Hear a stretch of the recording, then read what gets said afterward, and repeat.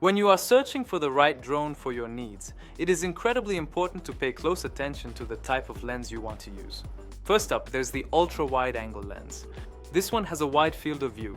That means it's a lens with a field of view larger than 90 degrees. Super useful for things like architectural photography because you can easily capture buildings in your shot. This way, you can see exactly where you're flying and whether there are any obstacles nearby. Next, there's the wide-angle lens.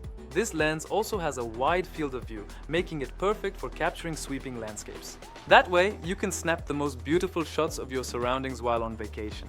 With the medium telephoto lens, your image is more zoomed in than with the wide-angle lens. This lets you capture more of the scenery than with the telephoto lens, but thanks to the zoom, it looks like you're standing much closer.